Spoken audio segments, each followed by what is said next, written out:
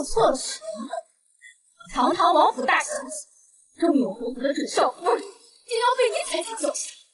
若非我早就知悉就栽死在你手里。姐夫说的，奴婢造了王家10几年，绝对一贫如洗啊，小姐。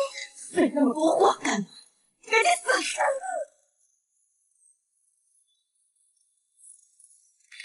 他为何突然要置我于死地？不要，我不想死。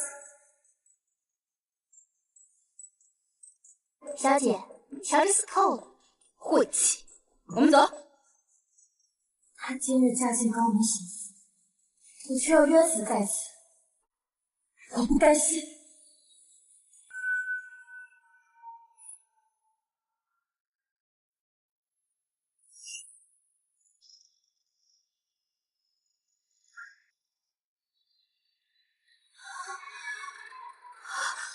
我没死。既然这样的死，我必须要他付出代价。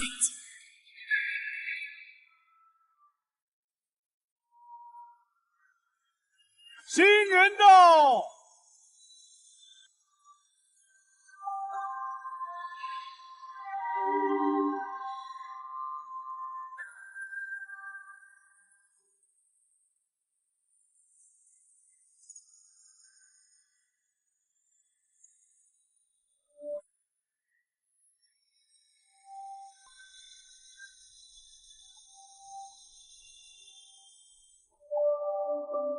一拜天地！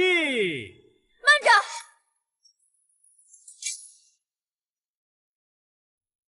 慢着！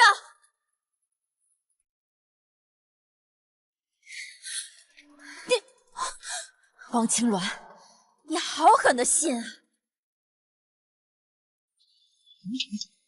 这是哪屋的丫头，这般无礼，成何体统？老夫人，奴婢有苦要诉。你这贱婢，竟敢让我喜糖！如此放肆！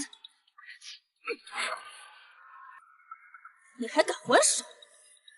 王青鸾，从前你日日欺负我，让我逆来顺受。老天既然让我再重活一次，我不但要还手。这方月不愧是画本女主，被你这恶毒女派杀了都能活过来。都怪这天机系统总有我下杀手，他若现在开口告状，岂不全完？谁？是谁在跟王青鸾说话？天机系统是个什么东西？我不会既丢了婚事，还被抓进大牢丢掉性命。系统，怎么办？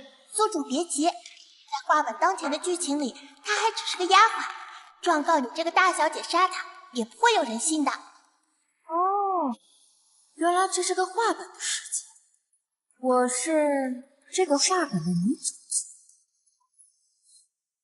我堂堂王府大小姐，中永侯府的准少夫人，竟要被你踩在脚下！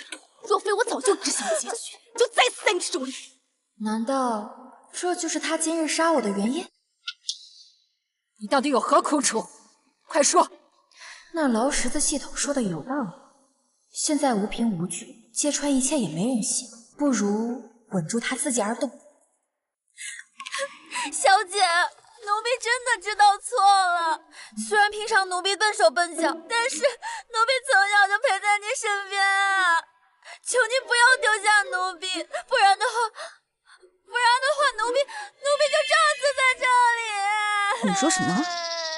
我丢下你？是啊，是你为了不让奴婢跟来侯府，让人把奴婢打晕丢在后院。但是奴婢实在是舍不得你。就为了这点小事闹成这样，成何体统啊！青鸾，你马上就要成为侯府的少夫人，自己后宅的这些事，还是好好的处理清楚的好。是，祖母。可若是让他进了侯府，我未来岂不是还会被他踩在头上？系统，你一定要给我想个办法。别担心宿主，既然女主没死成，还是留在身边再下手才方便。3日后就有下手机会，这次一定能取了她的性命。方月，你虽蠢笨无礼，我本不愿带你来侯府，但念在你忠心，你便跟着宁香留在这里伺候吧。是，谢小姐心疼奴婢，奴婢一定好好侍奉。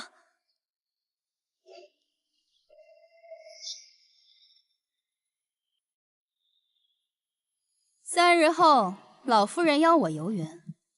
方月，你和宁香随我同去，这次切莫丢了我的脸。是少夫人。老夫人喜香，这个特制的香囊你们佩戴好，老夫人定会喜欢的。是，这香囊绝对有猫腻。奇怪，我怎么听不到王青鸾的心声了？莫非要靠近些才行？少夫人，您的裙摆乱了，奴婢帮您整理一下吧。3日后就有下手的机会，到时候只要让女主靠近顾老夫人，必然能让前麻过敏的老夫人顽疾发作。到时候顾侯爷一定会替宿主发落了女主的。前麻，王青鸾，我要让你痛击不成18米。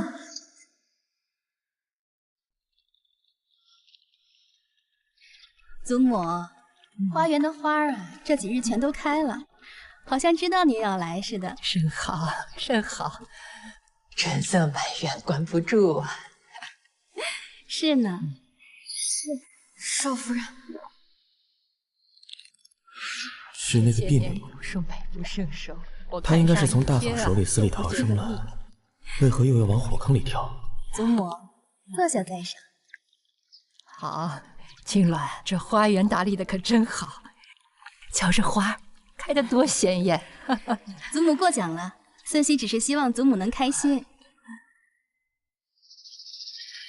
祖母，你怎么了？青鸾，快叫府医。今天陈府医卫在府内，这叫回来也要些时间，可怎么办呢？孙熙家里世代行医，平日里也会研读一些医书，不如我先为祖母把脉看看吧。但是拜托少夫人，怎么样？祖母是触及了过敏之物，导致了顽疾发作。祖母平时吃的药可有？在这里，老夫人，您快服下。今日近身伺候的只有你们2人，说是谁杀了祖母？说是谁杀了祖母？听我带什么东西啊？奴婢不敢。快跪啊！我可是少夫人身边的1等丫，怎会做此等事？我看就是你这个贱婢搞的鬼。嬷嬷，请茶叶。方月姑娘这香囊没什么问题，宁香姑娘，你佩戴的香囊可否让老身拆开一验？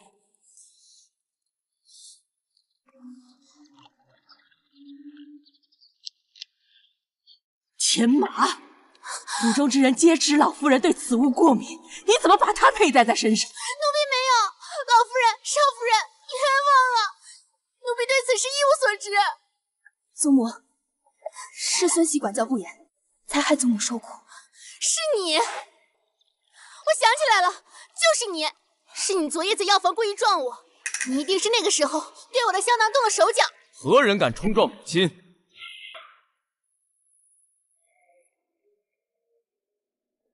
他是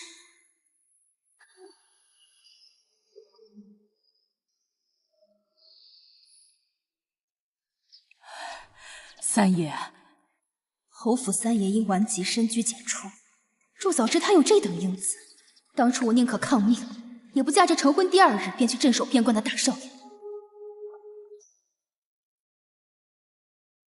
今日天朗气清，本想出来坐坐，没想到遇上这等事。三爷，求您为奴婢做主，都是他栽赃的我，是他往我的香囊里面装了钱麻。你说他栽赃你，可有人证物证吗？这香囊就是物证。这香囊只能证明是你佩戴放有钱麻的香囊，意图谋害我的母亲。奴婢不敢，奴婢冤枉，求老夫人和三爷明察。老夫人，三爷，这香囊是3天前少夫人给的，若是我的没有问题，那钱麻……你这贱蹄子，怎敢这样血口喷人？够了，你管教不善，本月月爷你就不要领了。至于叫宁香的这丫头，念在你刚来侯府不久，就杖打20，关禁闭，好好反省。老夫人，我冤了，老夫人，我冤了，少夫人救我，少夫人。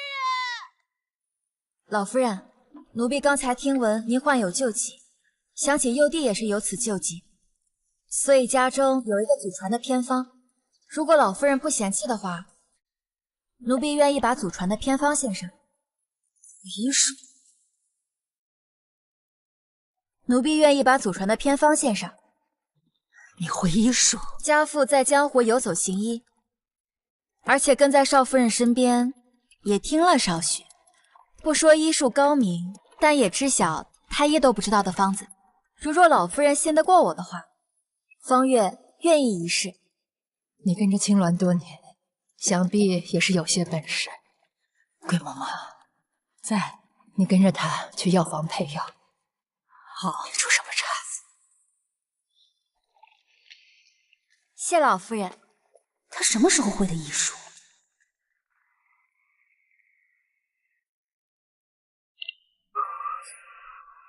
三爷为何一直盯着我？莫非他看出什么了？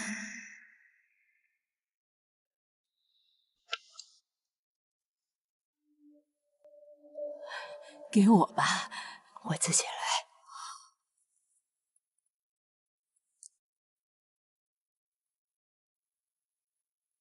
风月，你这偏方配的药好生神奇，这疹子这么快就不痒了。你一小丫鬟竟有这样的本事，真是愈发的有趣了。奴婢只是有幸学到一些民间偏方，奴婢以为医术典籍虽有用，但却是束之高阁的死物。民间偏方若不是真能救命的话，怎会代代相传，流传至今呢？好一番通透的见解。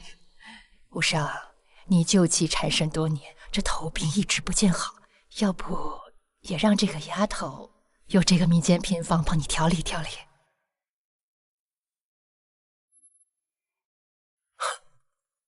我这病连太医都治不好，不过我相信方月姑娘一定有办法。她怎么会有金？难道当时救我一命的金光和她有关？奴婢定当竭尽全力。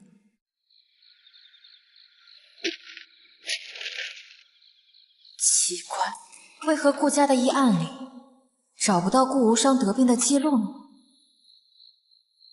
我们此事一定要谨慎小心，办得好才能有奖赏。知道了，大哥，你吩咐就行。大哥，花园这边的人都安排好了。放心吧，那个叫方月的丫头每日经过花园，等她一出现，咱们就把她办了。少夫人说了，只要毁了那姑娘清白，可少不了我们的赏钱。好。王青鸾，亏你想得出这种下三滥的招数来对付。不对，王青鸾可没那么聪明，一定是他又跟那个天机系统商量的事。总之，先把王青鸾埋伏在花园里的人搞定再说。大哥，咋没动静啊？是啊，等了好长时间了，怎么回事啊？这气味不对，是米香。是一中的手脚，好家伙，染了风寒，鼻息不通，一针剂量对我无用，自己松手。主人要你的命！好险！咱们是何人？我一定会报答你。这人到底是谁？三爷，你是何人？谁派你来的？怎么突然不认识我了？这莫非是江湖上说的失魂症？听说这种病一旦发作起来，性情判若两人。难道他是记忆错乱，把之前帮我解围的事都忘了？奴婢是侯府少夫人身边的方月，是老夫人吩咐奴婢前来为您诊治的。奴婢本来想给您把个脉，谁知道一不小心走错了，迷了路。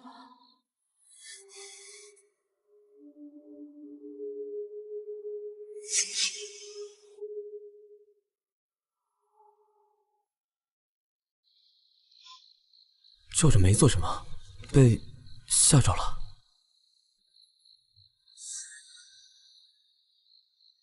罢了，你诊治吧。这脉象好奇怪，光凭我一个人的医术，恐怕治不好它。我得想办法，再从王青鸾和天机系统那里找办法。我这院子暗卫比苍蝇还多，没有他，你可进不来。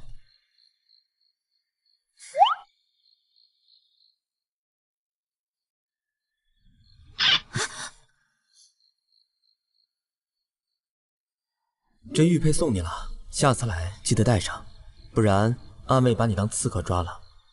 我不是每次都能及时救你的。啊，这玉佩和方才那个暗卫的一模一样，果然是三爷派人来救的我了。多谢三爷。对了，奴婢想知道那日在花园您为何要替我解围？因为我知道你一直过得很辛苦。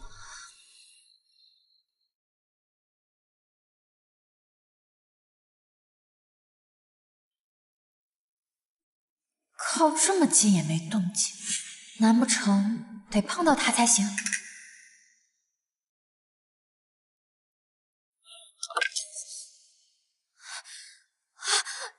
少夫人恕罪，奴婢笨手笨脚的，不小心把贵人送的东西弄掉了，还请少夫人恕罪。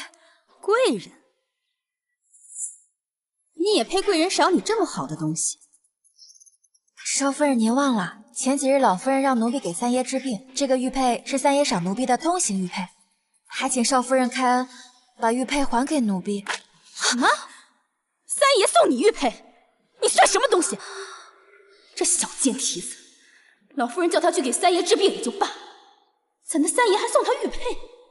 万一三爷真看上他，以后他不得爬到我头上去？系统，快给我想办法！系统，快给我想办法！宿主无需心急，这顾无伤的失魂症，若想根治，必须要龙涎草这味外邦药草。你能不能给我个方子？没问题，宿主，请听好：远志、石菖蒲、茯苓、当归、板蓝根。好极了，我先拿着药方在顾家人面前立上一功。宿主，皇上过几日邀请侯府入宫赴家宴，这是弄死女主的良机。因为王后她……王后怎么了？怎么突然没动静了？难道听见主子心声还有时间限制？滚！别在这碍我的眼！奴婢知罪，奴婢这就退下。慢走啊！掌柜的，帮我按这个方子抓药。好嘞。掌柜的，你这里可有一味叫龙涎草的药草？哟，姑娘，您可算是来对地方了。像这等珍贵的仙草，别家还真没有。那也就是说，你这儿有了？像这种珍贵的仙草，别家还真没有。那也就是说，你这儿有了？之前我们这儿恰好有一株，可惜啊。可惜什么？可惜姑娘来晚了。之前宫里有贵人来采买，给买走了。买走了？是。唉，看来这龙涎草确实不易得。不过顾家好歹也贵为侯府，家宴时或许有机会接触到用龙涎草治病的皇亲国戚。方月，你怎么在这里？三爷，原来如此，原来你一直在为我的病四处奔波，辛苦你了。不辛苦，奴婢既然应下了给三爷治病，奴婢一定会竭尽全力的。你放心，现在我已经按照祖方备好了给三爷日常调理的药，只要三爷按照方子上面服药，保管平日里头痛之类的症状全部消失。只是什么？这个药方可能治标不治本，要根治非龙涎草不可。龙涎草，龙涎草确实珍贵，平日里也只在贡品的单子里见到过。这样，我找人留意，方月姑娘只管配药。倘若你配的药真的有效果，我答应你一个心愿，如何？奴婢谢过三爷心意，但这份心愿，我想凭自己达成。这仇，我得自己。你真是个不寻常的女子啊！再过几日就是家宴了，皇后的事，得赶紧找机会接近王青鸾，探探虚实。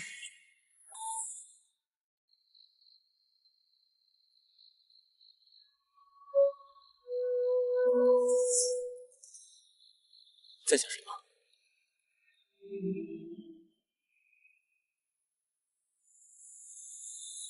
三爷，您之前答应奴婢一件事，不知道现在还作不作数了？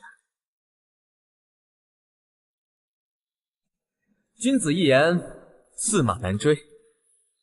三爷，近日来奴婢忙给三爷诊病，宁香姐姐又受罚卧床，所以我想请三爷能帮我跟老夫人说，准我替宁香姐姐伺候少夫人梳妆。这有何难？你本就是我嫂嫂带进府里的丫鬟。谢过三爷。无需言谢，明日一早我便与母亲说。贱婢，是我头痛能弄疼我。要不是宁香伤还没好，我会要你这贱婢净身。少夫人恕罪，奴婢再轻一些。上次心伤断在皇后身上，家宴在即，她跟那个什么天机系统肯定有大阴谋。这贱婢还敢在我眼前活，宴会上看我不弄死！宿主，皇后有孕，乃皇室秘闻，请皇上于亲信知晓。家宴是良机，咱们只要买通工人，在皇后的吃食里做手脚，让皇后流产，再把这件事栽赃给女主，一准无人能查。这次让她死无葬身之地。皇后有孕，王青鸾要害龙嗣，还要嫁祸给我，人心能坏到这种程度？磨蹭什么？还不快些！少夫人，奴婢是见您近日劳累虚弱，所以特意轻了些。什么轻了重了？还不都是笨手笨脚？是，少夫人，侯府的人查不到那么远，我得找个能经常进宫帮忙的人。桂嬷嬷常伴老夫人，或许有进后宫的机会。我若是能找她合作，死的还不知道是谁。哟，这不是宁香姐姐吗？怎么腰伤还没好就出来遛弯啊？贱人，你给我等着！我可是给你准备了一份大礼。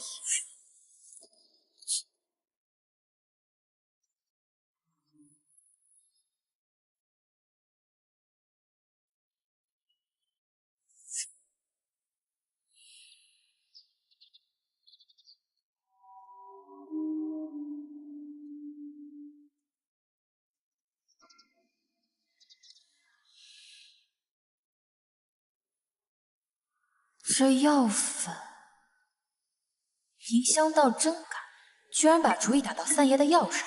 不过这伎俩也太拙劣了，当我艺术白学的。三爷他没察觉吗？药煎好了。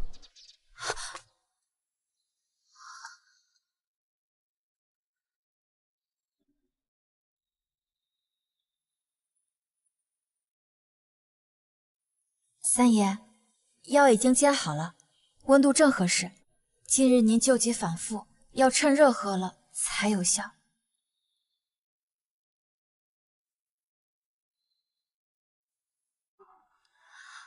三爷，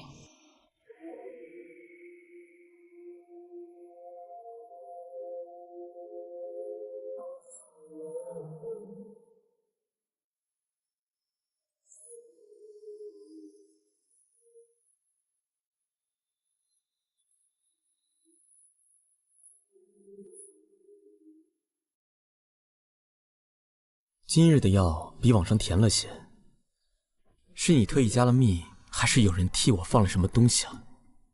三爷的药都是按方子上来的，怎么可能随便添加？许是今日多放了些甘草，冲淡了些药味吧。这甜味不太像是来自甘草，倒像是能让人浑身发热的东西。你闻闻。三爷若是觉得药有问题的话，可以自己让人去炉子那里排查。好了，不逗你了。下药那点剂量，根本逃不过你的眼，怎么不拆穿？奴婢只是觉得三爷心里有数。还有，以后不能再用这种方式开玩笑了。好，我向你道歉。这药就到了吧。是。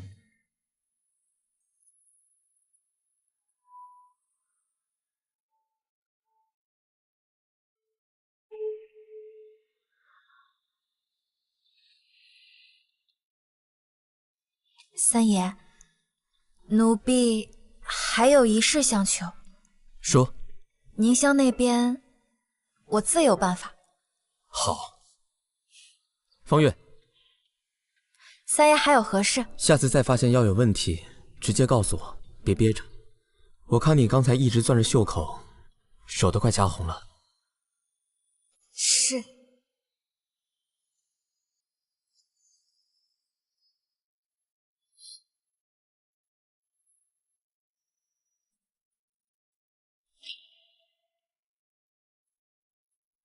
嬷嬷，嬷嬷，方月有一事相求。方月姑娘，尽管讲。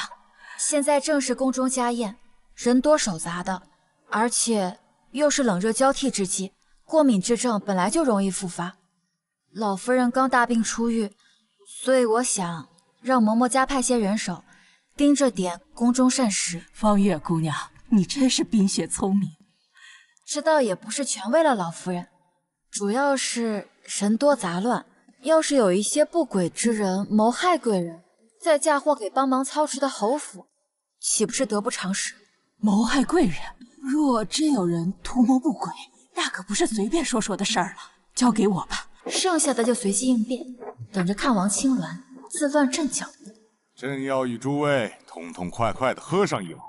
朕特意从西域请来了绝世皇后的膳食可准备妥当，一会儿诸位一起欣赏。少夫人，工人都安排好了，一切顺利。也就是说，他们已经在皇后的吃食里做了手脚。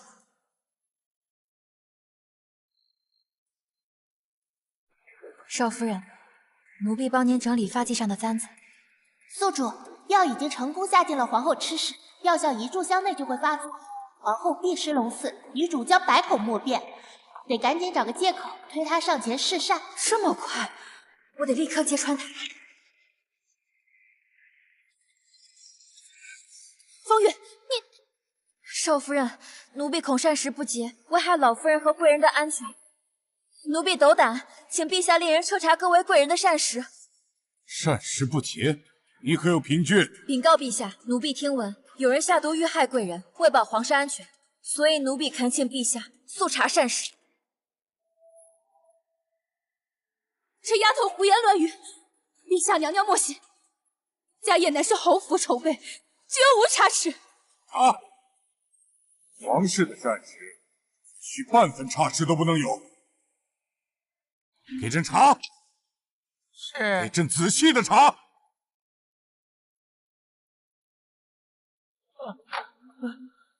陛下，皇后娘娘，老奴已查看宫人，试膳宫人形迹可疑，汤中里恐怕加了对女子身子不好的东西。皇上，奴才是受人逼迫的。何人如此大胆？是他，就是他。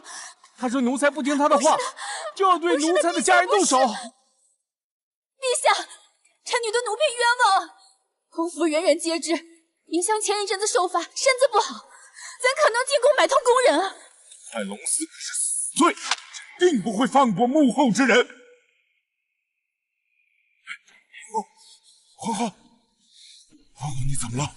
皇后，你尚未用上，怎会贱婢？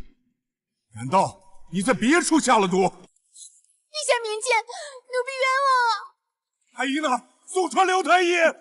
回陛下，刘太医已经在路上，约莫半刻钟便到。回陛下，刘太医已经在路上，约莫半刻钟便到。陛下，奴婢斗胆恳请陛下让我来替皇后娘娘把脉。大胆！娘娘乃千金之躯，若有差池，莫说是你，就是整个侯府也担待不起。正因如此，为保皇后娘娘腹中龙胎康健，这才冒死请命把脉。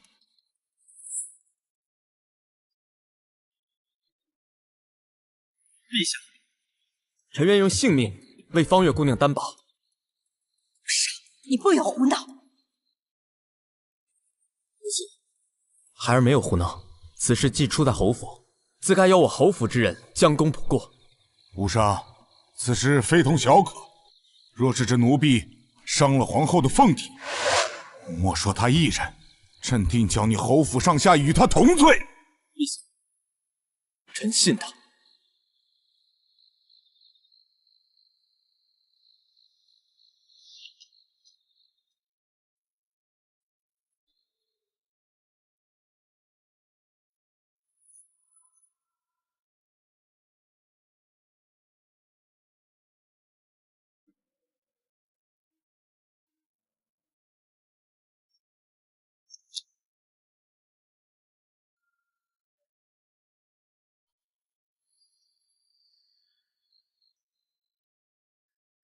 醒了，娘娘醒了。皇后，你醒了。我这是怎么了？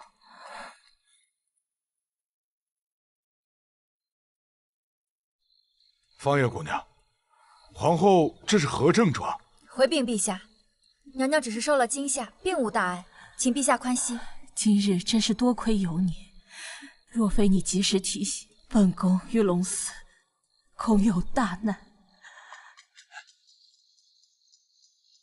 陛下恕罪，娘娘恕罪，微臣来迟了。免礼。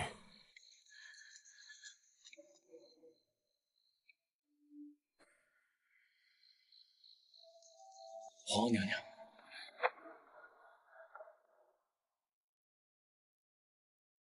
陛下，幸亏处置得当，娘娘和龙嗣都已安然无恙。你可是立了大功，本宫一定要好好的赏你。方月姑娘，当朝首辅丞相大人前些年痛失爱子，目前膝下无一子女。如若你愿意，朕赐你脱离奴籍，过继丞家，做丞相的义女，如何啊？因身份卑微，我屡屡受制于王亲王。若是我当了丞相的义女，必然能反制他。谢娘娘陛下恩典。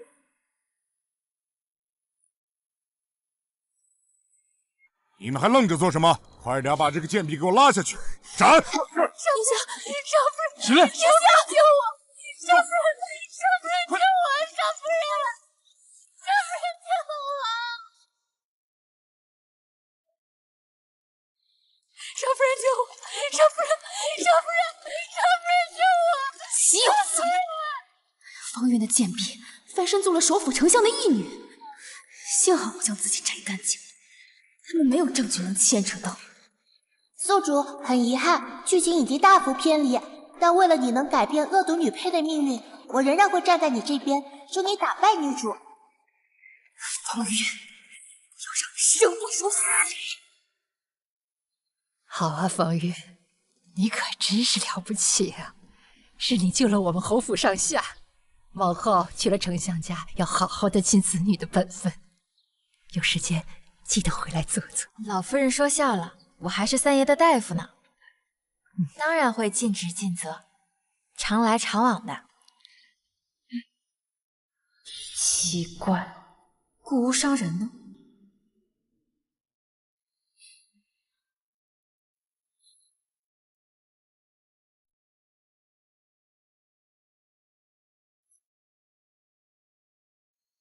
青婉姐姐，往后我们以姐妹相称的话，姐姐不会不高兴吧？皇上彻查后确认是他下人失职闯祸，只杀宁香，不取他性命，以示开恩。他还有脸不高兴？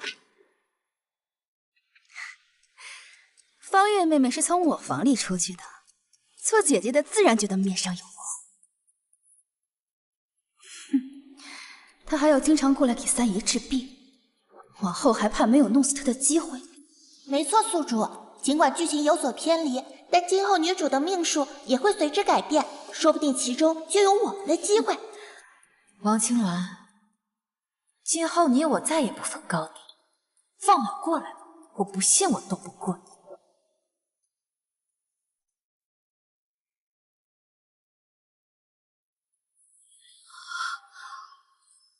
顾无伤，怎么回事？他的噬魂症又发作？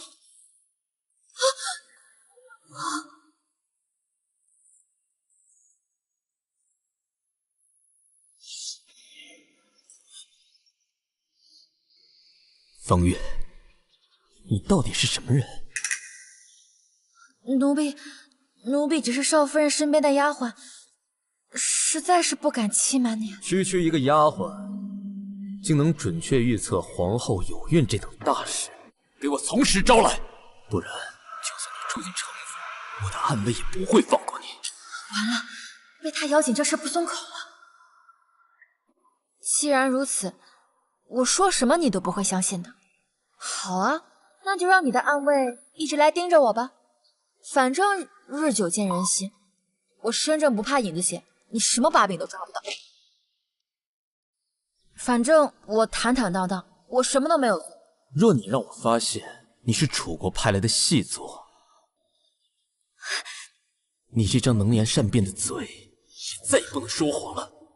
楚国细作？你当真什么都不知道？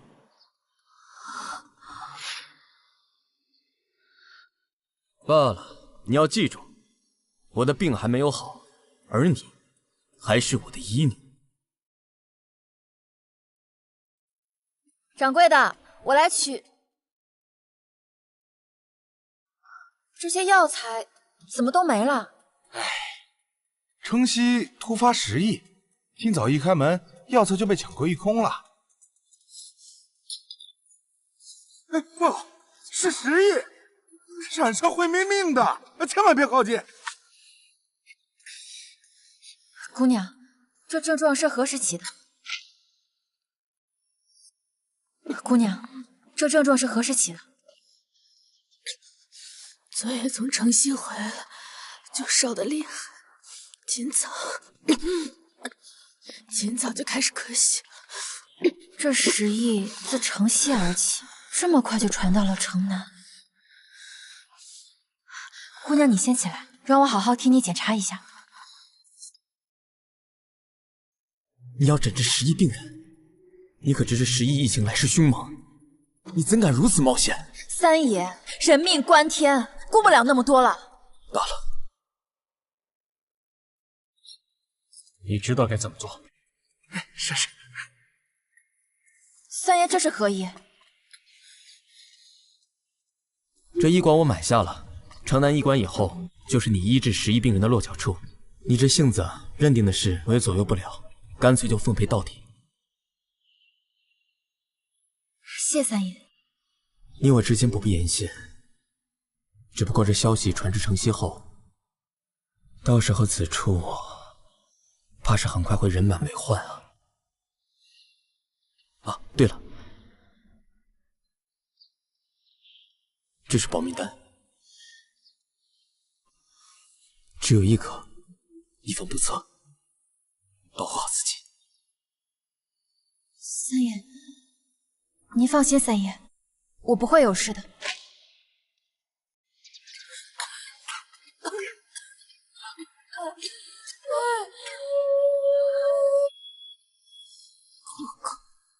姑娘，你喝下这个，烧很快就能退了。你是大夫？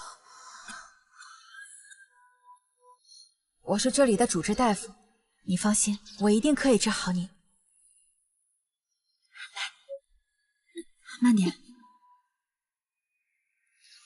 慢点。你叫什么名字啊？我叫小雨，是从外邦来的。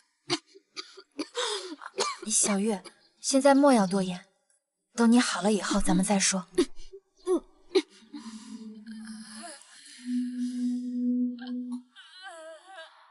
三爷还在侯府等我，不如趁机会去王青鸾那里看看，看他的系统会不会知道些什么。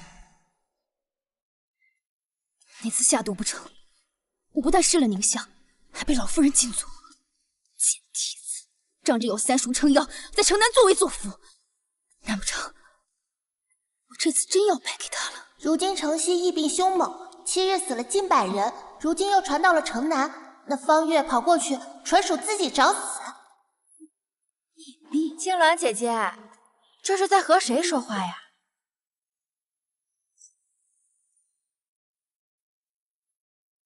青鸾姐姐，这是在和谁说话呀？哼，贱婢，得了点珍贵物事就来显摆。我这鸡犬能升天，不还是得靠姐姐嘛？我来是想告诉你，我跟三爷在城南开的医馆，那边疫情可严重了。姐姐，咱们现在住的城南也很危险，你平常啊可一定要多注意身体，不要往外边跑。你呀，不似我这般皮实，还是好好的在家里待着吧。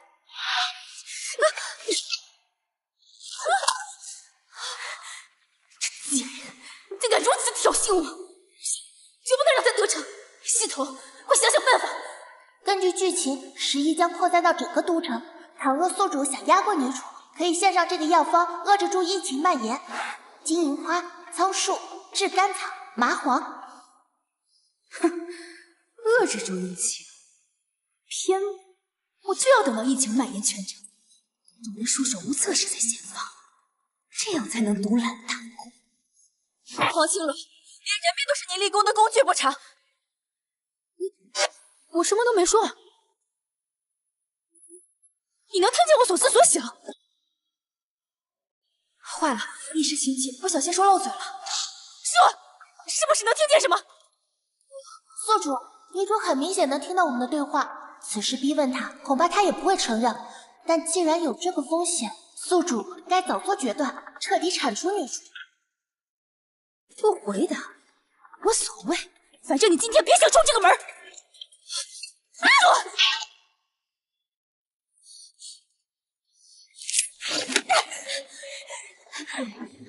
我看你往哪儿逃！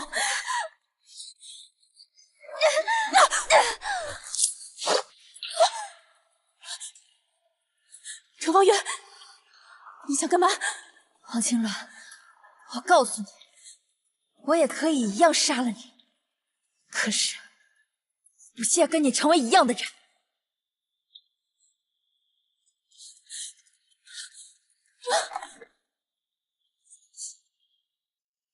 贱人，贱人，又让他跑了，怎么办？我该怎么办？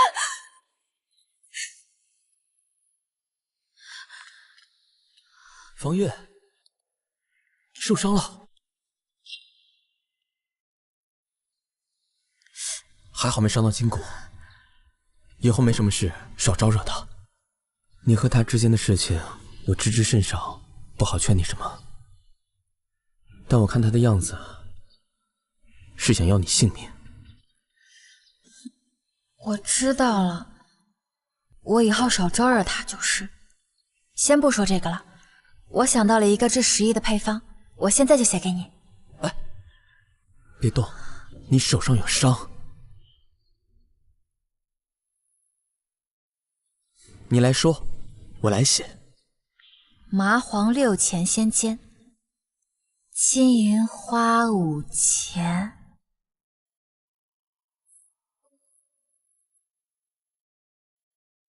主方呢，大体上就是这些，不过呢，我觉得应该够用了。但是城南药铺，你在想药材的事？你怎么知道？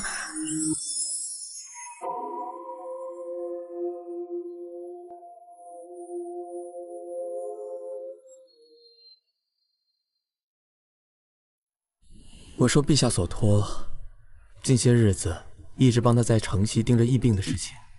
现在患病的人越来越多，先前为了支援城西，城南已经拿不出药材了。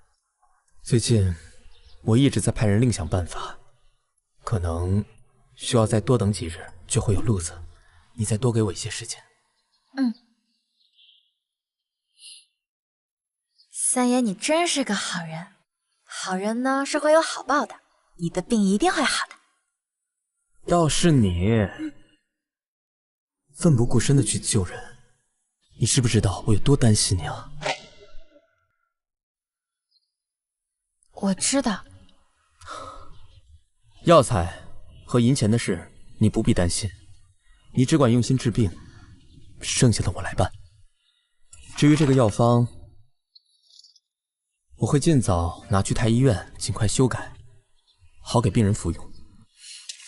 多谢三爷，那我就不多留了。我刚入城府，想先回去陪我的父母亲。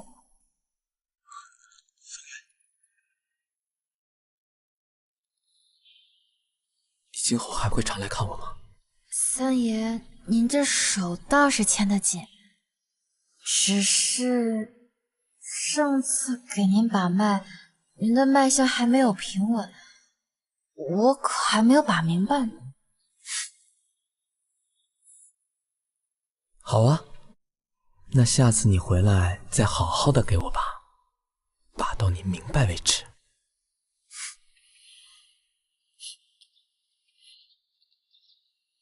告辞。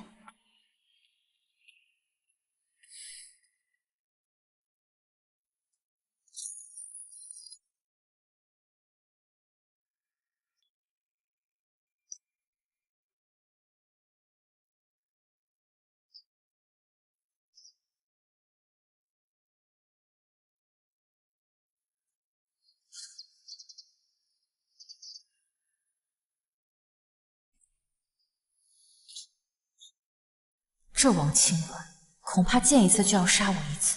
不过既然我拿到了方子，就要尽快行动，能救一个是一个。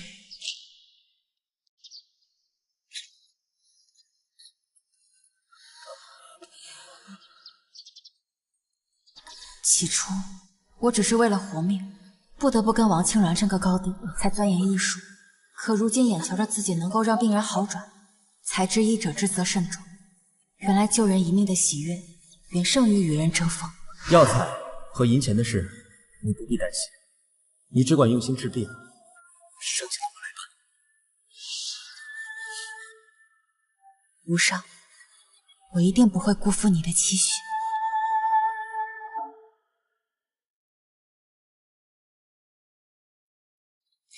姐姐，小月，你能下床了？方月姐姐的医术真好，我身上终于有力气了。不过这几日你还是要小心，毕竟病气伤肺，千万不能吃一些冰的东西，知道吗？对了，小月，昨日你为何唤我姑姑啊？姐姐身上的药香很像我姑姑。药香？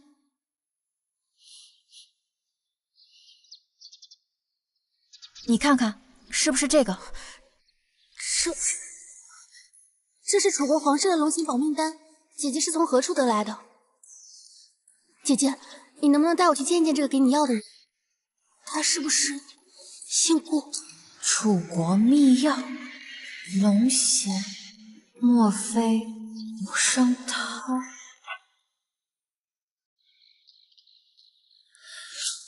程小姐夜闯男子寝室，怕是不妥吧？三爷，你不是应该一直在服药吗？为何病情又发作了？你作为我的医女，只管诊病抓药，至于我何时服药，应该可以自己做主吧？三爷，我有话要问你。这丹药是三爷白天的时候给我的，碰巧我遇到一个人，知道这个药的来历。他说这丹药是只有楚国皇室才有的秘药。三爷到底与楚国皇室有什么关联？你可知好奇过度会害死你？三爷既然认定我是一名医女，那我就要做一名医女该做的事情，哪怕一点点的线索我都不会放过，就算有危险，我也追查到底。好啊，那我就告诉你，作为一个医女该知道的事情。你千辛万苦找到龙涎草只在楚国生长，这件事我早就知道。至于不喝你的药，是因为我还不想好的这么快。所以，你一直在骗我。对，但也不对。白日的我大抵不会骗你，很多的事他记不起，只有我记得。也就是说，一直以来你不肯痊愈，是为了保存你剩下的记忆。这些你无需知道，你只需要知道，许多名医和太医都治不好我的病，一定有原因，而你也不过是他们其中的一个罢了。不，你错。什么？我有眼睛，也有心。我知道三爷对我很好，三爷给我玉佩，让我随意进出王府，远超于其他医女了。既如此，不管三爷得的什么病，我都有信心，一定要治好你。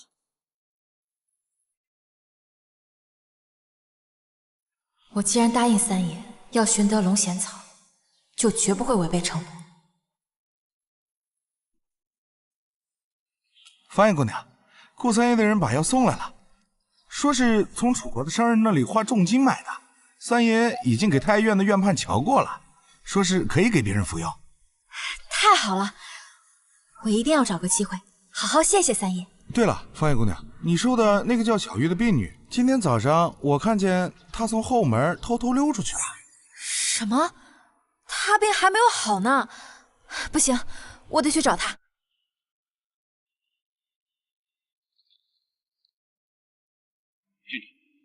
我们已经把边境能去的地方都搜了个遍，说不定殿下已经得上了疫病。不许胡说八道！郡主，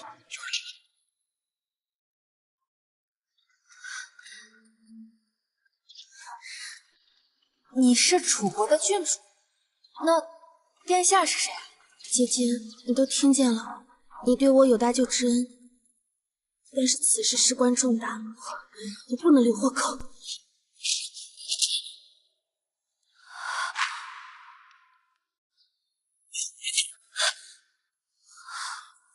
堂兄，你是何人？堂兄，一句唤我堂兄，想必你是楚国人。方月不是外人，有什么话直说吧。我乃楚国的郡主，楚国公主的侄女。我的父亲楚国皇上病危，他临终前想要见胞妹最后一面，我便瞒着父亲偷偷来到梁国，想要碰运气。只是没想到来的路上染了疫病，流落在都城，幸得方月姐姐救了我。这么说，顾无伤是梁楚两国的皇室之子？我也正在寻找母亲的下落，有什么消息我会告知你。你若现下无去处，就留在医馆陪方月吧，她正好缺帮手。小月郡主，你可愿意？我当然愿意。可姐姐，刚刚是对不住。三爷，今日小玉说的那些话，你想知道的事情，我都告诉你。你想知道的事情，我都告诉你。三爷若是不想说的话，也无妨。你身边既有楚国的人，就希望你多留个心眼儿。我跟你说这些，并非是想让你为难，只是想让你知道我的心意。三爷，我生母是楚国的公主，当年来梁国和亲，嫁于陛下。母亲生下我之后不久，就在一次下旬中遇到意外，下落不明。皇后娘娘不忍看到我在宫中无依无靠，这才做主让中永侯府老夫人收养我。从前我就觉得这侯府明明上上下下都是亲人，但总觉得好像隔着一层纱似的，说什么话都要提心吊胆。现在的三爷是如此，那你当年一定比现在更孤独。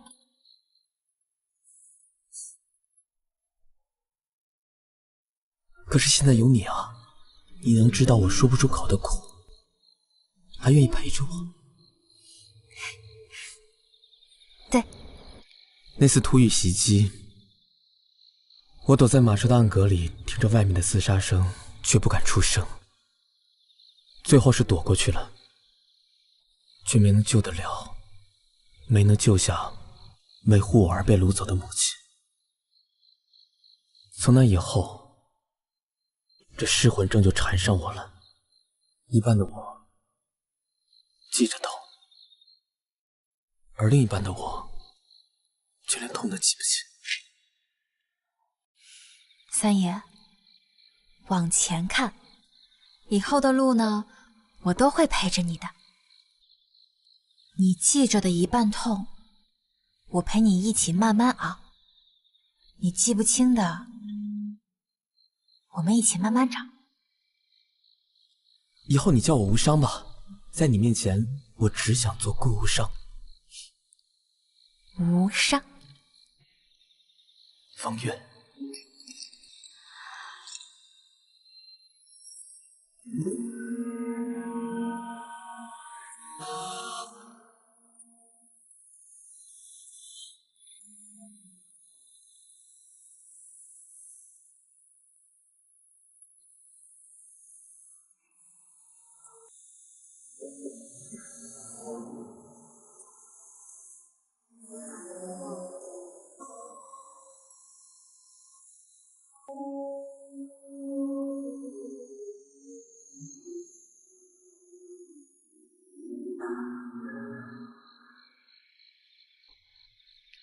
无伤，有你在我身边，我觉得做什么都很踏实。噬魂症竟然一整夜都没有发作，原来他要的不是好多的药，只是一个能让他安心的人。幸好我找到了，幸好有我在。方叶姑娘，今天早上病人越来越多，个个咳血严重，全程都已出现像瘟疫的迹象。你这药方虽好，恐怕应付不了这疫病过人的速度啊，得想个法子应对一下了。不如我们多购些纱帘，将病人们尽量隔离开，再用些烈酒擦拭他们的病榻，如何？消毒？好，我现在就去安排。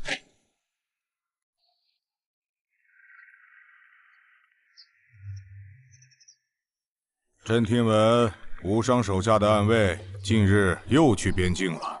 陛下也知，他不幸生母已死，多年来暗卫也一直在寻楚国公主的踪迹。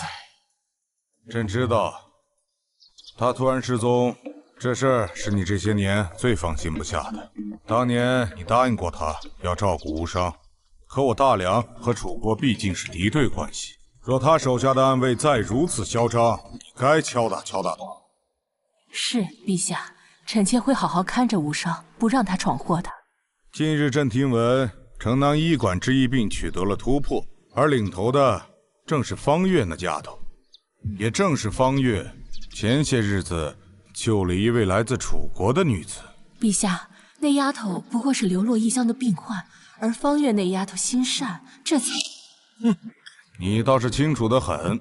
朕还知道方月那丫头还是无伤的心上人，朕倒想看看能让那个冷心冷性的人爱上的究竟是怎样的一个奇女子。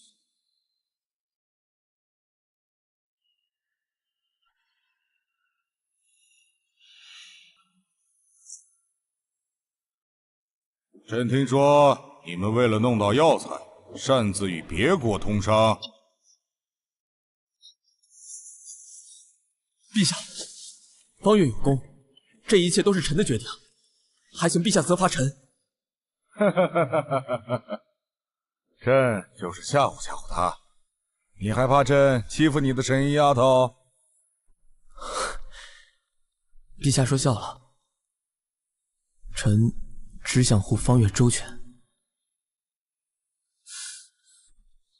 好了，朕不戏弄你二人了。方月，你虽是女子之身，然医术精湛，还有些奇思妙想，能救百姓于水火，实在是功不可没。救民有功，朕要重赏。想要什么，尽管说。陛下，臣女只想求一味药，不知楚国进贡的龙涎草，宫中可还有？龙涎草，你为何求此物呀？此物能救三爷的病。依朕看呐，不如给你们指婚，还能成全一段佳话，如何呀？陛下，臣不愿用婚约委屈了方月的才华。罢了罢了，方月，龙涎草朕会为你留心的。谢陛下恩典。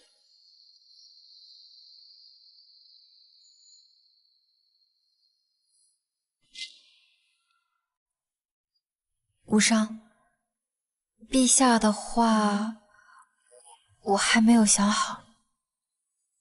没事，选择权在你。你若改变主意，我随时向陛下讨着恩典。现在医馆刚刚稳定下来，但这事宜还未清，想必还有许多事要操持。我愿意等你。小月，小月，不好！他怎么了？他中的是一种叫百日醉的奇毒，这种毒很少见，之前我也没有听说过。不过，既然被我摸出来了，就说明小玉脉象紊乱至此，只怕她时日无多了。说明什么？小玉先前得了疫病，加上被这毒搓磨的厉害，恐怕这身体状态撑不过1个月。无伤，你可认识江湖上什么名医？带我去拜见他。江湖名医倒是有，和你一样是位女医。太好了，可不可以带我去见见他？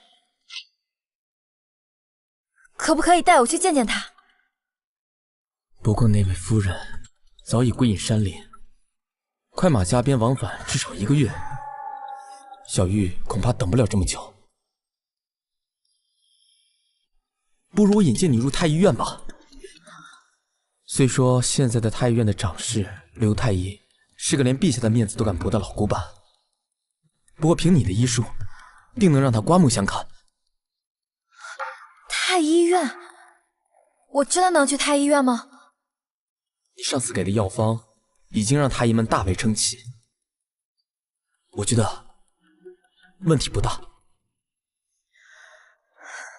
但是你要记住，皇宫不像这个小医馆单纯，有些病能治，有些病不治才是对你好。我只希望你平安，此外别无他求。无伤，谢谢你。为了小玉，也为了还没弄到的龙涎草，是该让他知道了。无伤，有些事我想跟你说。天机系统的事，我已尽数告知。我为你治病的那些草药方子，都是出自系统。你如何看我呢？你如何看我呢？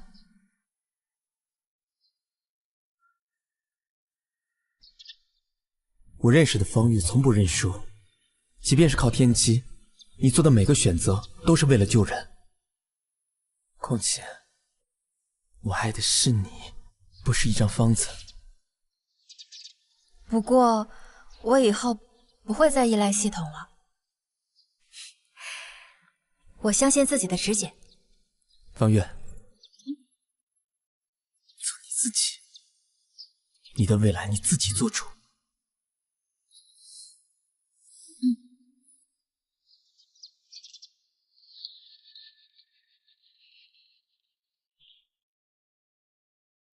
臣女程氏程方月，拜见刘太医。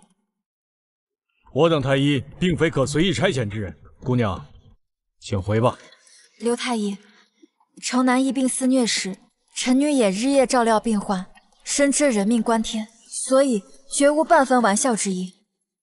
若是太医院不嫌弃，能在太医院做个门生，臣女也愿以浅薄医术为宫中贵人分忧。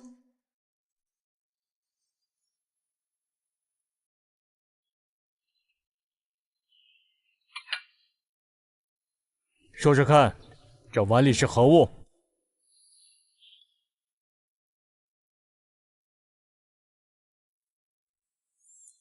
乌头反半夏，新鲜的蝉酥，不过蝉酥有毒性，万不可呈与宫中贵人。你既知是毒，为何敢尝？乌头经3沸以后，毒性已减大半，浅尝无碍的。倒是胆大包天！倒是胆大包天！臣女以为医者只有保护好自己，才能照顾好别人。前些时日，见闻李太医从房间带来的抗疫处方，想必是出自你之手吧？行吧，若加以栽培，你必能为宫中效力。谢谢刘太医。拿着。谢谢刘太医。3日后辰时，太医院考核，持此牌至东药库参加，不得延误。好的，刘太医。还有一事，关于义妹的百日醉之毒，你可有法子能解？此毒虽极少，但宫中珍稀药材齐备，10日之内当可制出解药。你且安心准备考核，此事我自会替你留意。多谢刘太医，日后入宫行走，免不了要麻烦你。你若能入太医院，倒是帮了我大忙了。帮忙？可是宫中出了什么事？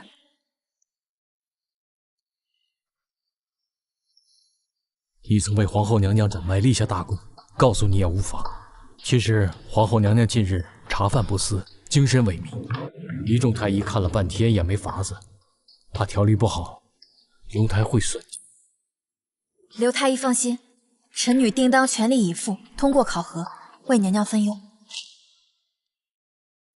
臣女定当全力以赴，通过考核，为娘娘分忧。好，好，哈哈哈哈哈哈！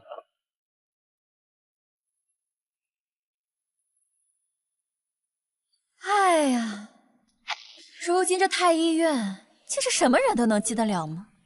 来人啊，将这不懂规矩的庶子拉出去杖责20，赶出宫去。是，娘娘容禀。臣女刚入宫，多有不知，来太医院是有要事，并非硬闯。哎呦，倒是能说会道。那你明知本宫是贵妃，见贵妃不贵，该当何罪啊？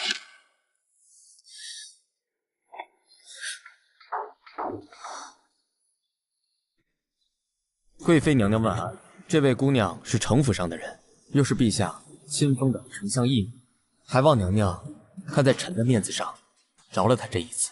我说怎会如此大胆？原来是那个女人的儿子在撑腰啊！什么女人？哎，罢了，走吧。这贵妃表面柔弱，却是个不好惹的主。皇后娘娘身子不好，莫非与她有关？武少，那个人是谁啊？她是陛下最宠爱的柳贵妃。柳家如今在朝中如日中天，你日后遇见，罢了。以你的性子，怎么劝都劝不住。兵来将挡，水来土掩便是。武少，你今天来太医院干什么呀？无事，你最近独自在外时当心一些。武少，你最近总叮嘱我要小心，是不是出了什么事啊？没有，你不是马上要参加考试了吗？好好准备。你放心，我一定好好准备，让三爷刮目相看。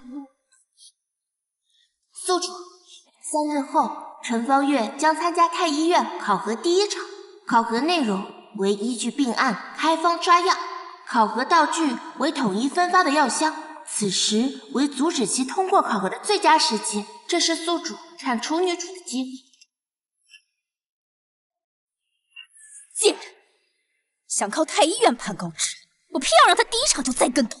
宿主何不联系宫里的人，把给陈方月准备的药箱偷偷掺些苦参进去，尤其是黄连那一颗，多放几株。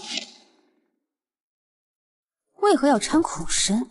以往的太医院考核病案多是寒症，苦参性寒，用了会加重病情，那他便无法通过考核。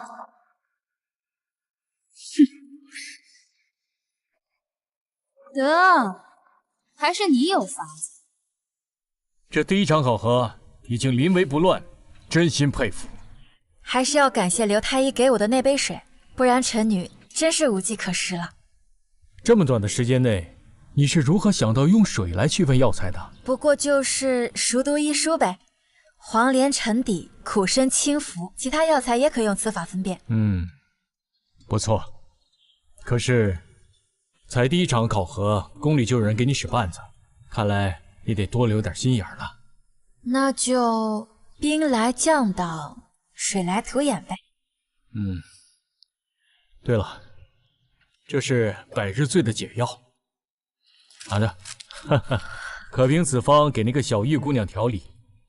根治方子，容我再想想。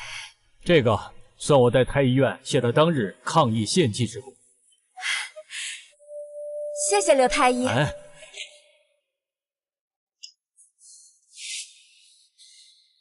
什么？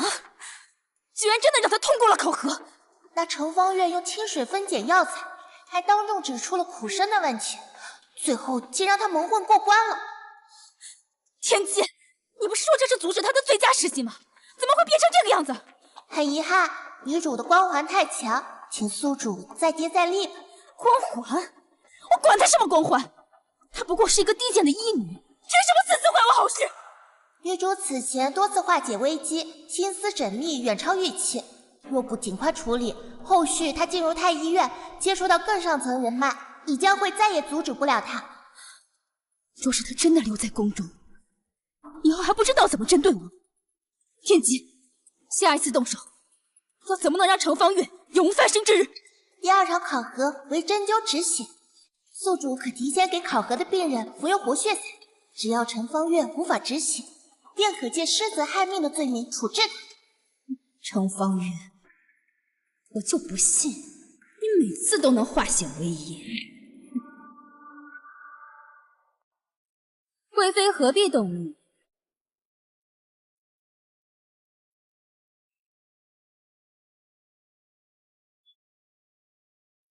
你还真好意思出来？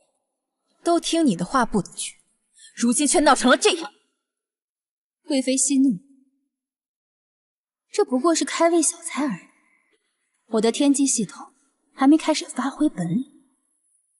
哦，不过我丑话说在前头，你的天机系统最好做出点有用的事，而不是每次都让本宫给你善后。贵妃，您且信我。贱婢，不是能听到我与天机对话吗？尽管来听。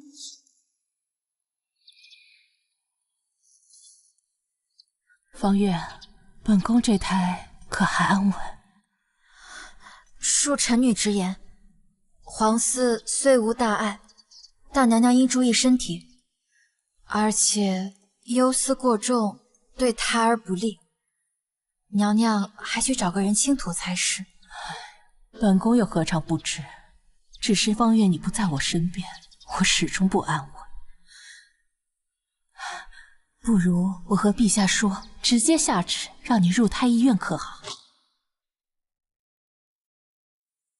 谢娘娘厚爱，但方月想凭真才实学入太医院，女子行医本就是难事，若是再走捷径，便是对其他女子的不公平了。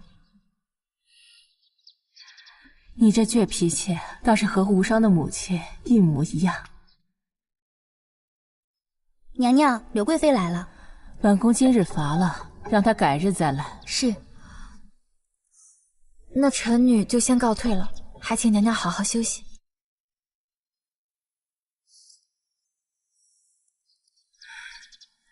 有空多来走动。臣女明白。宿主，皇后此番必死无疑，还会落得一尸两命的下场。那分明是天机系统的声音。王青鸾，这怎么可能？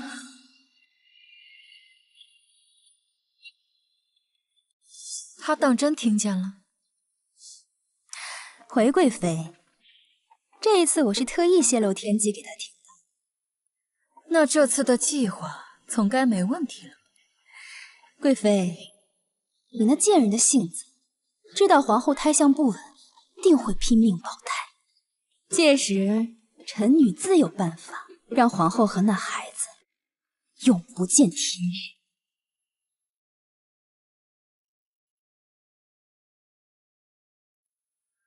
小月，今日可有收到无伤的消息？侯府上下皆不知他的踪迹，实在是令人忧心。姐姐且宽心，堂兄不告而别，定有他的苦衷。我知你心绪不宁，但最重要的是第2场考试，是要处理外伤口，必须要心静手稳。最要紧的是止血，才能进入下一关。我日日都在用猪皮在练手，总觉得手法倒是练熟了，可是只是这止血之法始终找不到要领。我想起楚国有个秘方，如果血若是涌出来，只要用白鸡粉配上针法止血，便能万无一失。这是真的？如果要是这样的话，那倒真是解了燃眉之急。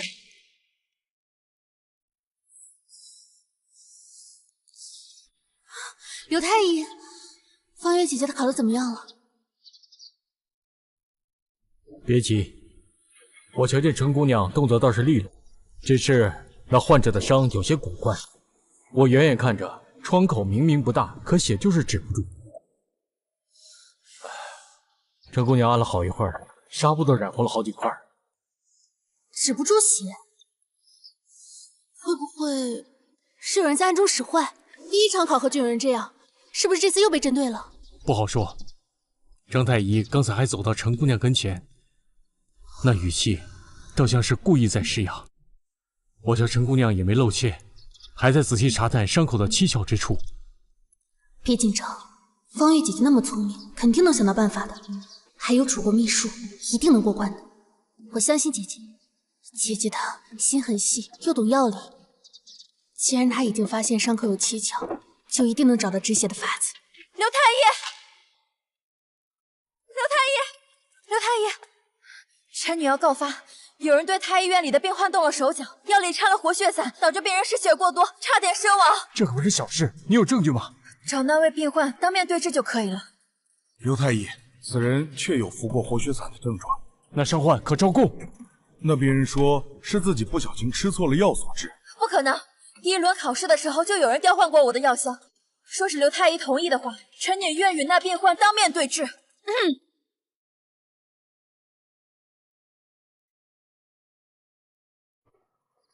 哟，这么热闹啊！柳贵妃和王青鸾他们来做什么？莫非见过贵妃？刘太医恕罪，这活血散是臣女配的。前日在城南医馆为贵妃配药时，不慎将活血散混入药中，不想竟害了他人。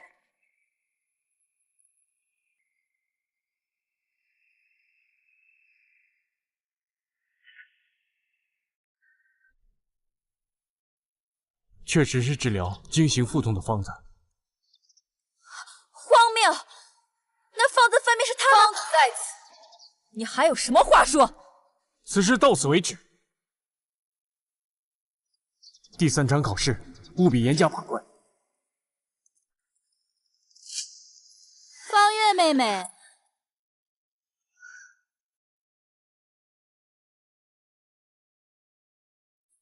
王青鸾，你若打算害皇后娘娘，我劝你死了这条心。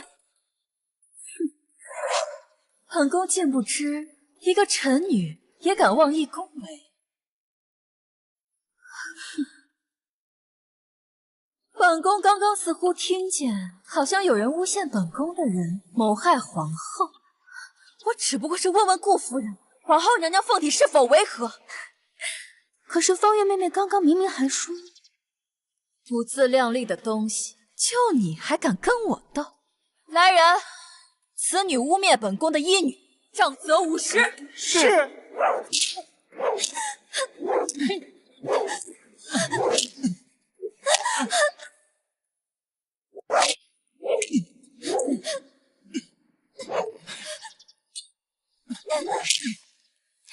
丽妃，天机系统已推演出结果，只要在皇后娘娘安胎药中加入百日醉，便可以和娘娘给皇后常用的药相克，却又不留痕迹。一失等皇后一死，本宫接下她的位置，便是理所当然的。娘娘放心，谋害龙胎的方月免不了死，跟他牵扯不清的顾无伤必生气。而前朝以顾家为主的主和派定守住倒是许诺你的自然上路。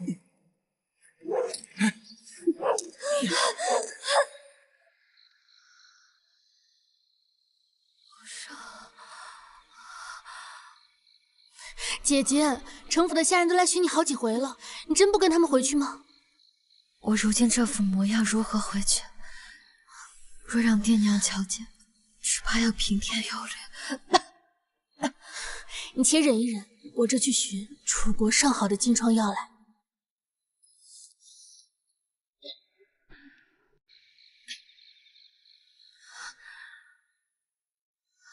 小月，你回来了。可有人在？老身陈九娘特来给程小姐治伤。这味道，难道是？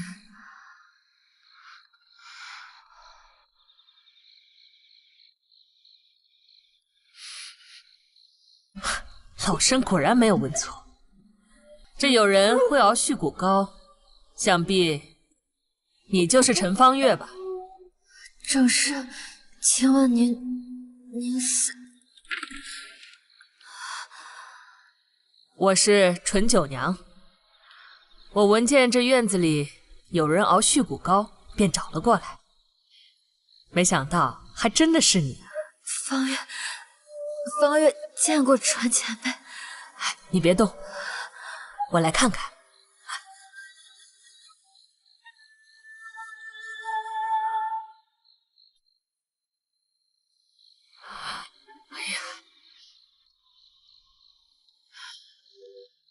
这药下去，可比挨板子还疼呢。忍着点啊！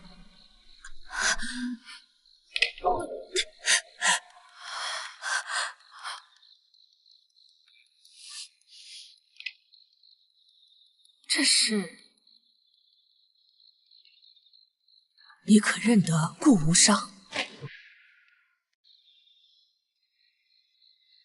你可认得顾无伤？顾无伤。认识，你也认得？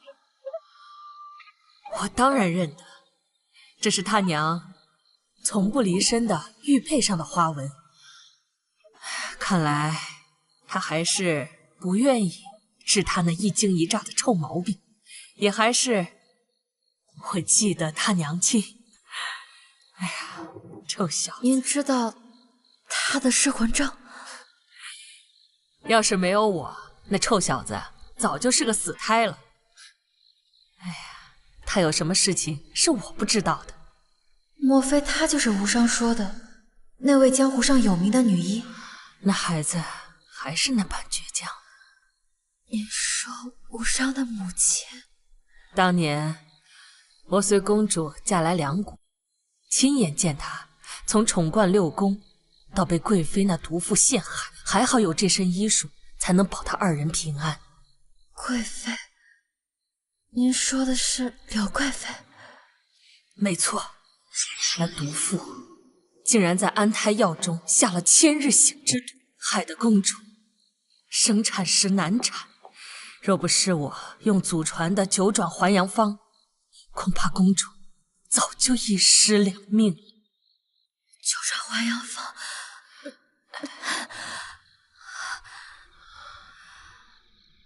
求叫我九转还阳坊。一直都听说皇后对无伤很好，我不愿看着她被贵妃所害。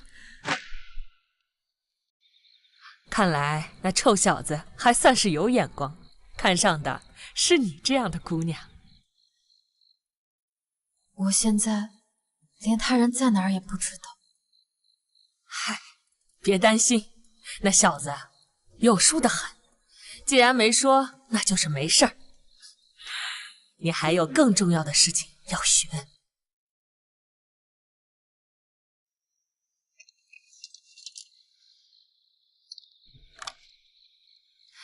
这方子啊，便是用这乌木簪点按百会、关元、涌泉9处大穴，每处按压36息，再将当归、血节、续断熬成药汁。这方子最重要的是顺气脉、补元阳，所以说9处穴位一处都不能错，对施术者的要求和手法极高。这药材的用量也是根据患者的脉象随时调整的。你这姑娘还是有些慧根的。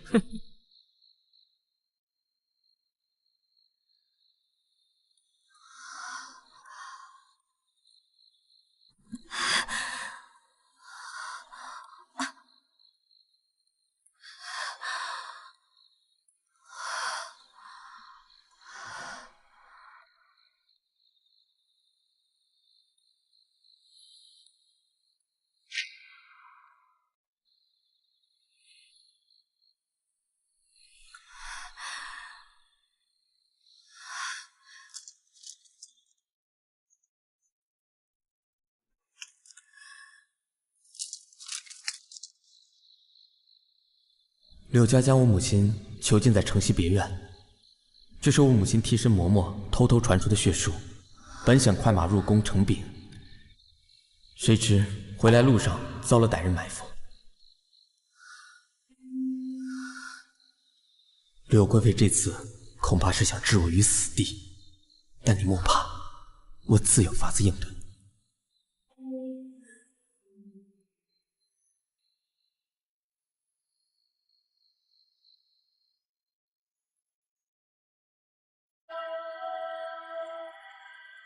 无伤，你放心，我现在有信心把你的病医好了。九娘还教会了我9转还阳方，一定会没问题的。到时候我一定会竭尽全力保护皇后娘娘生产，一切顺利。等这事儿了结，你陪我去城东看桃花可好？好。丫头，这么晚还不睡啊？明日可是第3试了。九娘，你看，这立千日醒的医案好奇怪啊！这是公主的医案。什么？是公主，她当年被人嫉恨，屡遭暗害，中毒后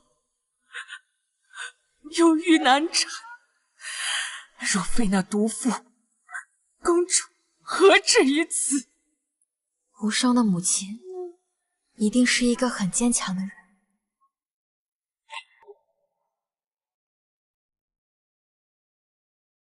程氏程方月为本次月试魁首，本太医宣布，程方月通过太医院3试考核，即日起。刘太医，皇后娘娘突然呕血昏迷，张太医说是中了前日醒，要提前催产。什么？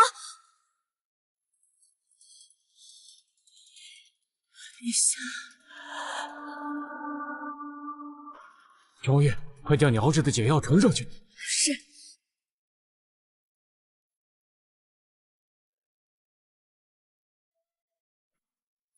娘娘，您慢慢喝。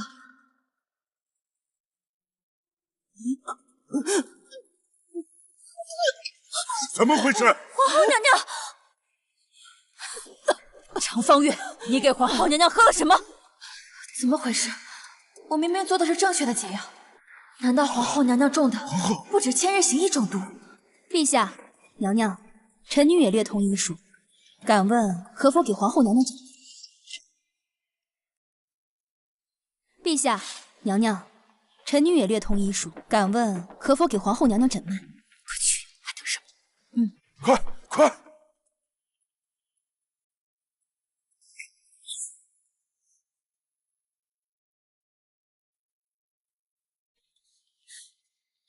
皇后脉象沉涩，她这解毒的药根本不对。指甲清晰，曾在哪里见过？对，小玉当时的指甲。陛下容禀，皇后娘娘中的并不是千日行这一种毒，而是两种毒。你学艺不精也就算了，还想连带着谋害皇后娘娘。陛下，臣女担保，皇后娘娘中的是百日醉与千日醒两种毒。若非及时引产的话，恐怕皇嗣有难。该如何庆你？陛下，请看，当年楚国公主难产的时候，便是中的这样的毒。臣女的师傅正是当时接生之人，所以臣女可以解这毒。还敢狡辩！快来人啊，把这害死皇后的贱婢压下去！陛下，皇后娘娘，走！皇后娘娘，放开我！王爷，贵妃这话好生奇怪。走，皇后娘娘还未生产，若不是你早就知道，皇后娘娘生子胎必胎死腹中。到临头还敢攀妖本狗，快把她押入大牢！是。等等，陛下，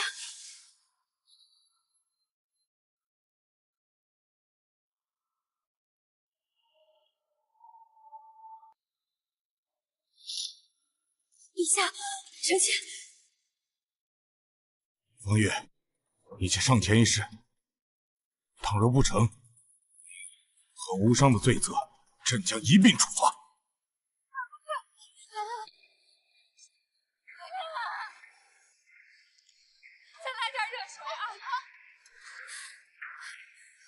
陛下，程方月不过是一个刚通过考核的义女，便敢擅自为皇后诊治。若她伤了皇后凤体，该如何是好啊？陛下，这都接生了4个时辰了，还没生出来，恐怕生出来了。好，朕重重有赏。不好，娘娘毒发了！不好了，杀人了！那个贱婢害死皇后了！陛下，你可要为皇后娘娘做主啊！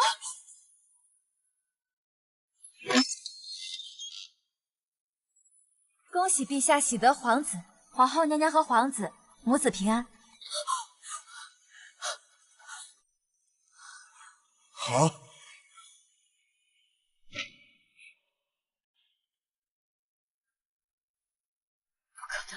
你是怎么做到的？皇后娘娘身上的百日醉毒发，我用李太医给的救命药维持皇后娘娘的体征，然后再用乌木簪点紧后穴打通血路，这才保住了皇子和皇后娘娘的性命。赏，重重有赏。方月，你说想要什么赏赐？陛下，臣女有本要奏。柳家囚禁了楚国公主于西郊别院，还望陛下可以明察。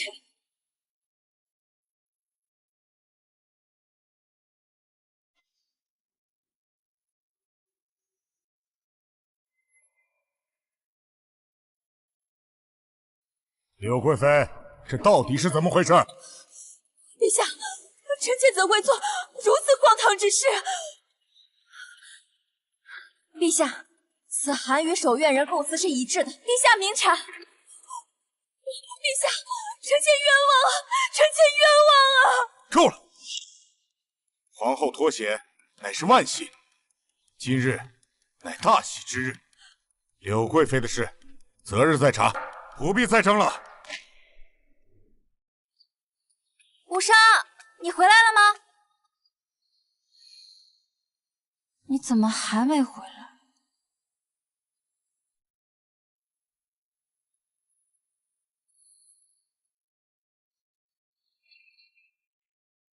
方月亲戚。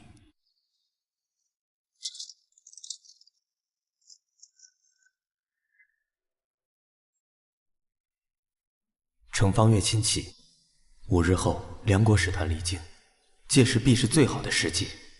我可乔装混入其中，哪怕拼上性命，也要将母亲救出。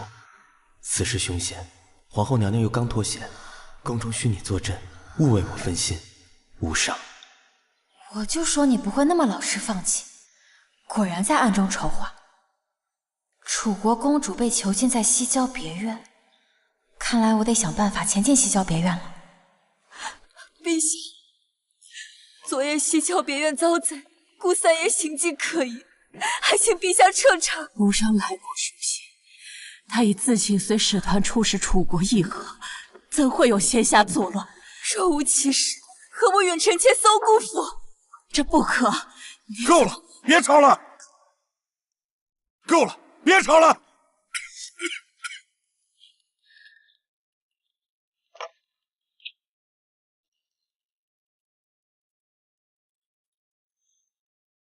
别气坏了身子，陛下，喝些热茶润润好。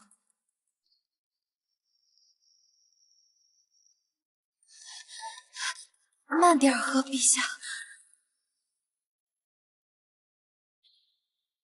给我搜！是。报，并未找到楚国公主的踪迹。怎么可能？定是那程方月那个贱人干的好事。娘娘切莫动。既然程方月执意插手，日后自有破绽。是。好，本宫便等着，看他如何护得住顾氏母子。陛下已服下你给的药，不出2日必当昏沉不醒。只是我担心顾无伤。娘娘放心，既然顾无伤执意出使，我自有办法让他有去无回。王青鸾，顾无伤此番若活着回来，本宫算你无能。娘娘放心，我自有安排。楚国一路危机四伏，未必容得他全身而退。好，很好，本宫要的就是他和那个贱人一并葬身荒野。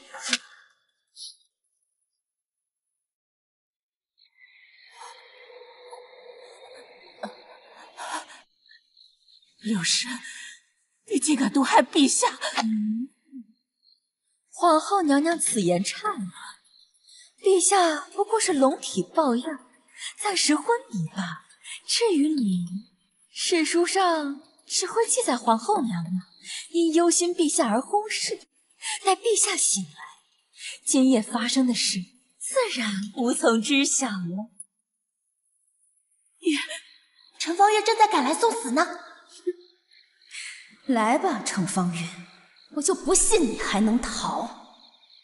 哎呀，姐姐别怕，很快就能见到你那个好儿子了。程方月，你怎么快放开皇后娘娘！方月小心！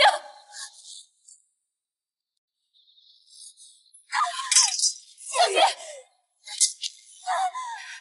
你这个恶毒的女人！这个贱人，竟敢毒害陛下！你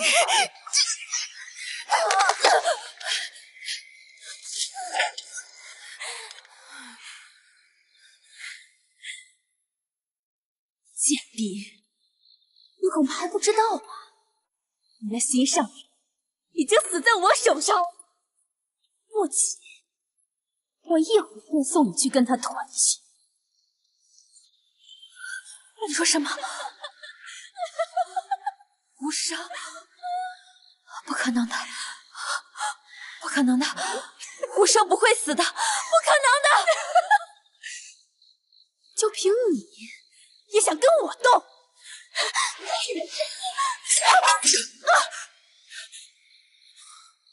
三爷，你竟然没死！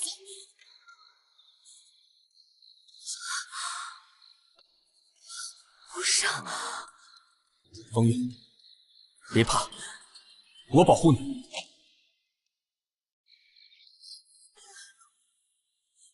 无伤，吓死我了！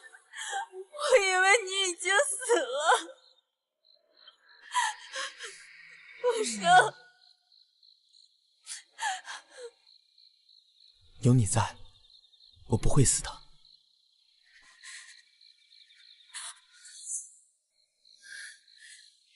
别动！跑什么？我还没有让你尝尝什么叫自食恶果。程方月，你靠偷听我的天机系统做了多少恶事，你自己不知道吗？现在以胜利者的样子看我，你怎么有脸？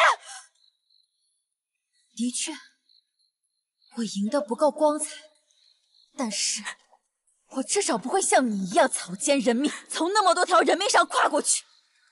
王青鸾，你为了天机系统的反派女配的官命，你现在哪里还有大家闺秀的样子？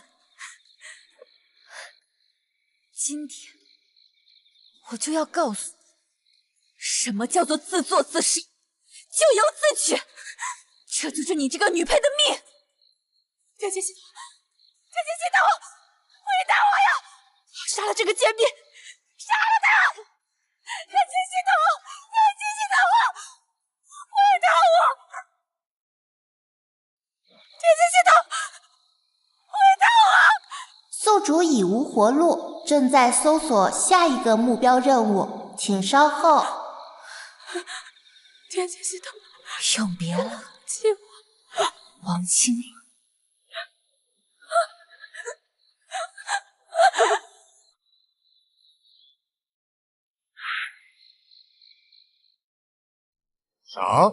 赏你救皇后平叛乱，功不可没。朕即日起封陈方月为仁心医女，赐金匾1块。谢陛下隆恩。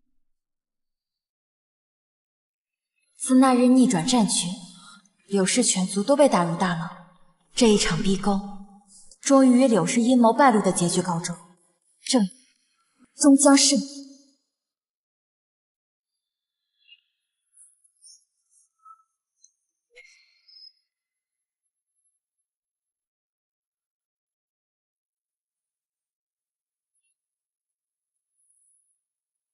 方月，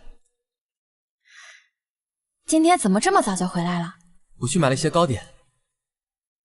公务这么繁忙，还有功夫买这些？哦，对了，城东的桃花开了，不如我们一起去赏桃花吧。